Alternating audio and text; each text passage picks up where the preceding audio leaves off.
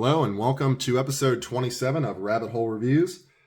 Today we're going to take a look at the Walther P1. So the Walther P1 is a post-war production Walther P38. So the Walther P38, designed as the name would indicate in 1938, put into limited production, prototyping, etc., starting in 1939, 1940. Served alongside and actually was its intended replacement for the Luger P08.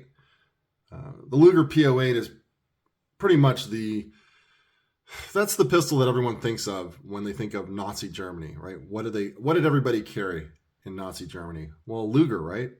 That's what everybody wanted. That was the preferred war trophy.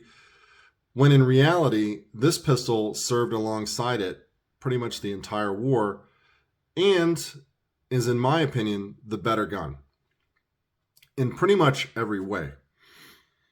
So what the P38 introduces is a 9mm that's double action, single action, right? So everyone knows the Luger is a single action pistol, toggle lock, but the Walther P38 introduces double action, single action, where you can decock the hammer on a loaded chamber and have it be in 9mm. Now, other guns had that, right? You had the Walther PPK, PPs in 380 and 32 and even I think 25. Those pistols could be double action, single action, and you could decock the hammer on a chamber because they were straight blowback. But the difference between those guns and this is that it introduces a 9mm cartridge, a much better cartridge overall than 32 and 380. As much as I love those two other rounds, 9mm is definitely superior. And this allows you, through the introduction of what's called a locking block, which we'll take a look at in a minute, allows you to have a higher pressured round like 9mm in a double action, single action pistol.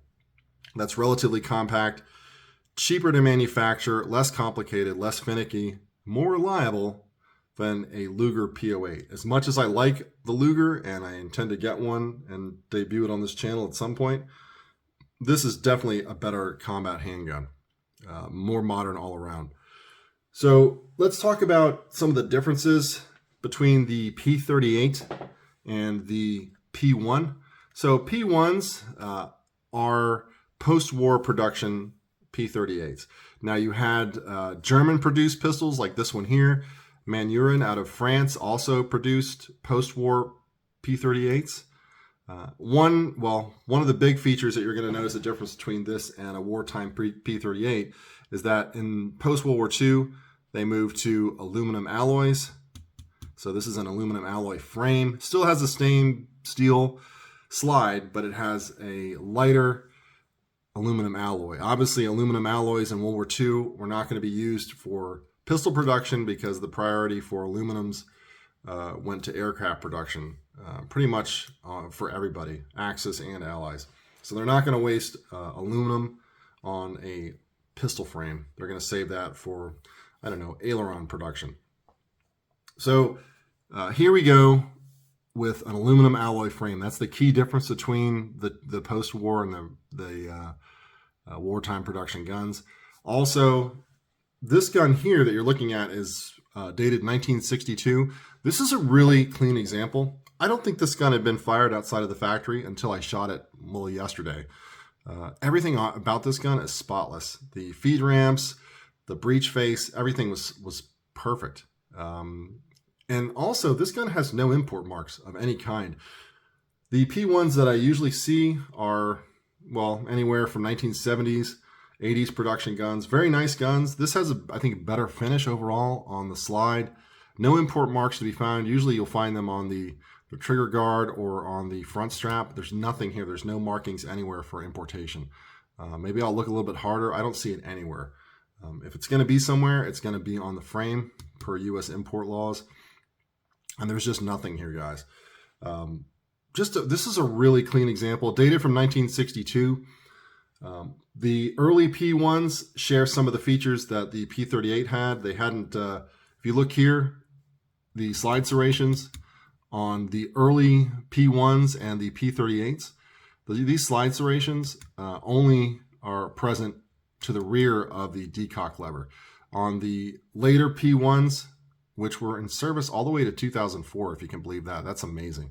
The later P1s are going to have slide serrations that extend out to about here. So this whole area here would be slide serrated. Also, the later guns have a recoil lug in here, a steel inserted recoil lug on these aluminum alloy frames, because they found that a lot of people were using submachine gun rated or plus P ammo rated 9mm, and over time they were cracking the frames. So if you have a Walther P1, whether it's an earlier gun like this with no recoil lug present, as you see here, or one that has a recoil lug, I don't recommend that you fire plus Ps. Just stick to 124 grain or 115 grain full metal jacket. I think it's the load that it prefers.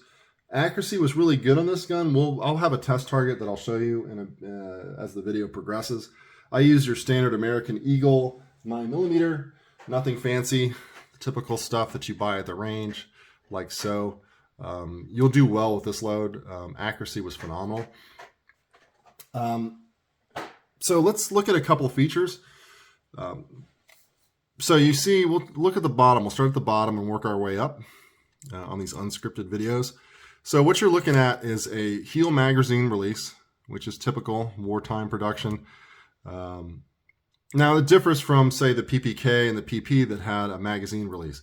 This is like a Luger in that sense. It has a heel magazine release a la Makarov, Luger, SIG P225. If you look, here's the 8-round single stack magazine. This actually works, it uses the same magazine. The 225 uses the same magazine as the Walther P38. So if you have a 225, you already have magazines for this pistol. And you know, these magazines are expensive for what they are. They're like almost 40 bucks, which is kind of crazy when you think about Glock magazines being under 20 bucks for 15 rounders. And you know, here I'm paying almost 40 for an 8-round single stack.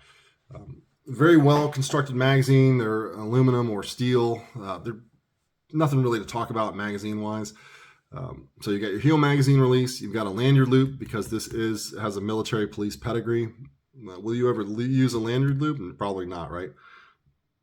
I do need to get a holster for this, whether I'm going to get a leather one or maybe one of the military Flecktarn holsters. I haven't figured out yet.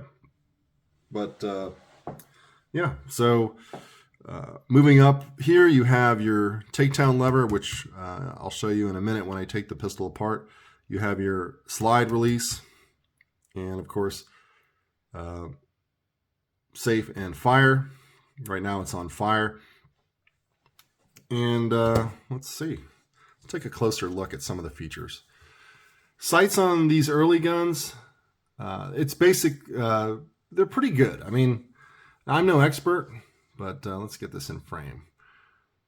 The earlier guns don't have the white dot present. You'll see later production P1s that have a white dot on the front blade, which helps a lot in picking up your targets. This one has a thinner, taller front sight blade. Kind of gets obscured when you're shooting at, say, I don't know, silhouette targets that are black. That kind of washes out with a black front post and the black target, but that's, you know, that happens pretty much to anybody that has these kind of sights. But yeah, it's just such a well executed design. Is it modern by today's standards? Absolutely not, right? But that's not really why you buy something like this. I don't view this as like a house gun or a carry gun. The size and magazine capacity kind of exclude it for concealed carry in my view. And, you know, not having any MOSs, obviously. You're not going to have any optics plates or Picatinny rails. There's just no space for it. So it's just, in that sense, it's a 1930s design and should be looked at as such.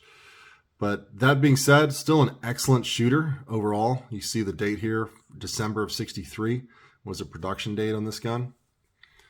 Just such an elegant handgun. Ergonomically, fits my hand perfectly. And I'll show you a couple other features. So you saw the sights. They're pretty basic. A lot of people end up having to shave down the front sight blade because it shoots low. I didn't have that problem. Of course, the first shot that I took at it was low, but once I figured out the point of aim on the sights, I was dead on. I don't think you really need to shave down any blades. Just figure out where the point of aim is and just account for that. Moving on. I wanted to show you another feature that this pistol has. So I'm going to go ahead and load. In this case, this is a snap cap, not a live round. This has a loaded chamber indicator that's actually pretty prominent. So when you go to load this pistol with my snap cap, you see open top slide, just like a Beretta. Well, and the reason for that is because Beretta took their design cues from the P38. Really reliable ejection because there's no slide to really get in the way. It's all behind you. Let's take a look. So you see there's a nub, a little pin that protrudes when there's a round in the chamber. So it's visible and very tactile. So at night, you don't really have to fumble. You don't have to look for anything. You just put your finger on that, and that prominent nub will let you know that you have a round in the chamber. So you can just reach up and say, oh, ready to go. So when you eject,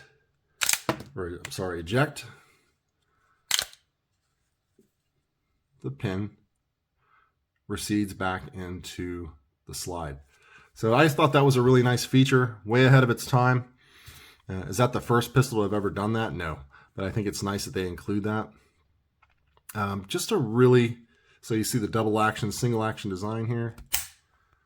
And so you can say load a round, and then you can carry it either safe or put the weapon back on fire and carry it off safe with a round in the chamber, which this would be the preferred method right here. If you were to carry this gun in a holster, it would be round in the chamber, decock the hammer, and then put the weapon on fire, just like so. So you draw the pistol, first round is most likely going to be double action as you just draw and fire.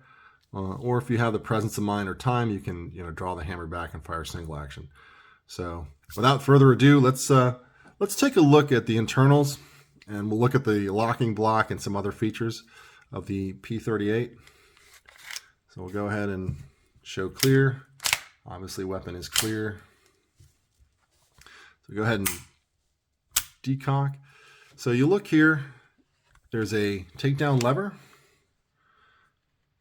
Pull that down like so it lines up, and the slide comes right off. So you notice on the frame it has dual recoil springs. So they're smaller, and they actually have guide rods within the springs, but these springs are kind of captive or semi-captive. You'd have to get like a punch or something small to pop these springs out. So for regular field maintenance, you do not need to take these springs out. You wouldn't want to do that anyway in the field because these things could fly out and get lost real quick. So for field maintenance, you take it down like so, and you just make sure there's nothing inside of here, and these are all relatively clean. You can look at the overall dimensions of this gun. The later production Walther P1s had a reinforced slide. It's a little bit fatter slide than what this one is. And they, again, did that for durability's sake. This 1963 production gun does not have that. So the rest of the gun comes apart very basically. It's super simple. Let's see if I can, there we go. So I'm not going to take, this is the locking block right here.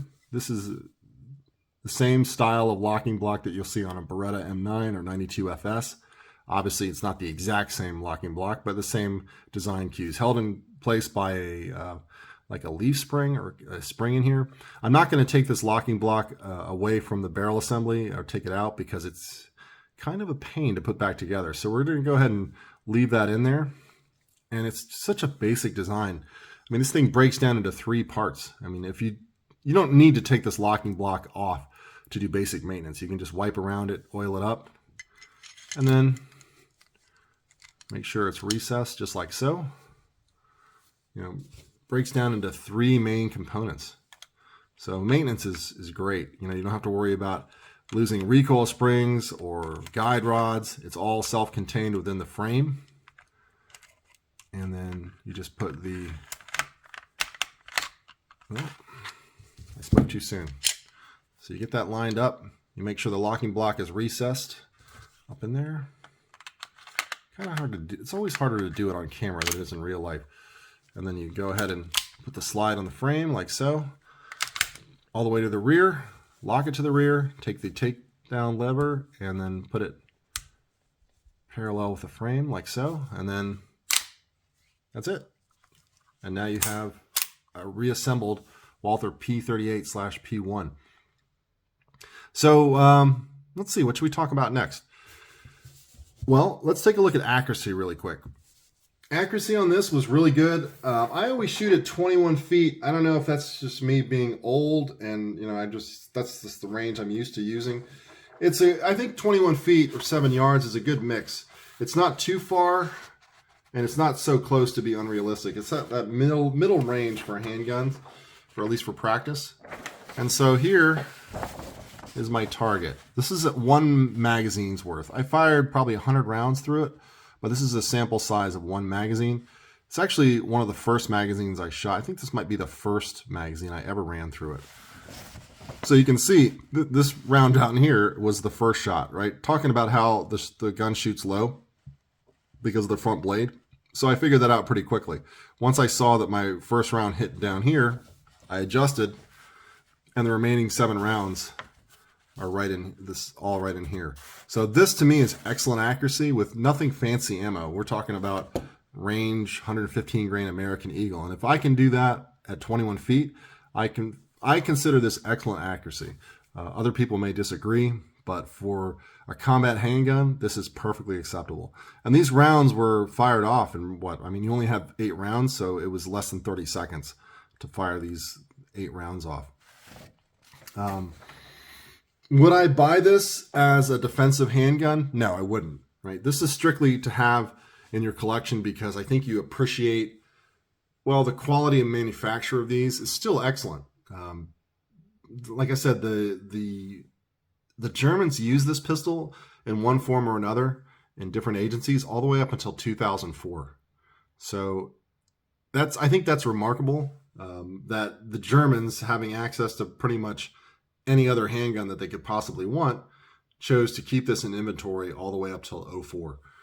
I think that speaks a lot to the overall design quality and just the functionality of the gun. That's not an expert's opinion, right? That's just my opinion. Would I buy this? Yes. If you appreciate craftsmanship and how revolutionary this pistol was for its day, I would say this would be an excellent addition to a collection. Would I use this as a house gun or self-defense like a carry gun? Not if I had other options, but if this is the only pistol I had, I would feel perfectly adequately armed with this. Keep in mind, you've got 8+1 in capacity, so you're gonna have to make your rounds count. You know, it has less capacity, or the same capacity as a Smith & Wesson Shield, but in a much larger size and overall package. These things just shoot so smooth. The accuracy and the recoil impulse and of course, reliability was 100%, as to be expected. All I really did was break this gun down before I took it to the range, did a thorough cleaning and inspection, lubed it back up, and ran 100 rounds through it. And of course, it was 100% reliable. Accuracy was excellent. I like this design enough where I'm probably going to get a later production gun to have in the collection, so I'll have 2 of these.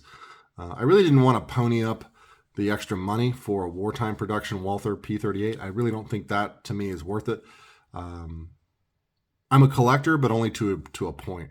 I'm not going to pay some of the exorbitant prices for, say, a gun that has Waffenamps and things like that. To me, that doesn't really matter. For practical purposes, this is a Walther P38 in every way, but just without the price tag.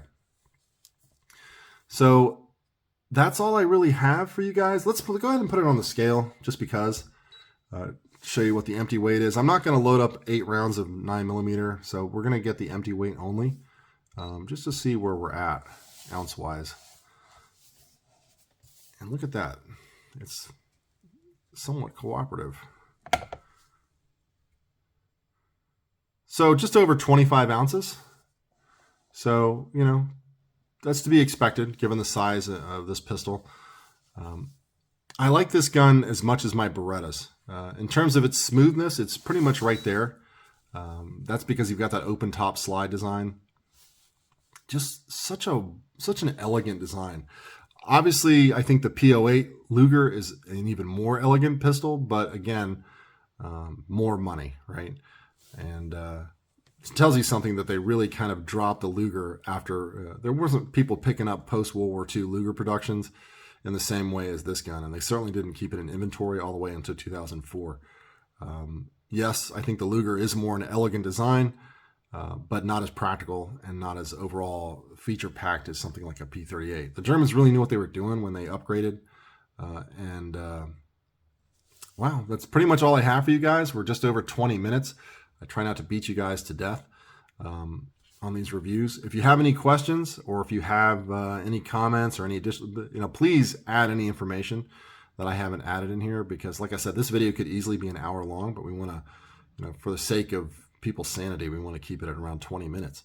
So this has been my quick tabletop review of the Walther P38/P1 German service pistol in 9mm.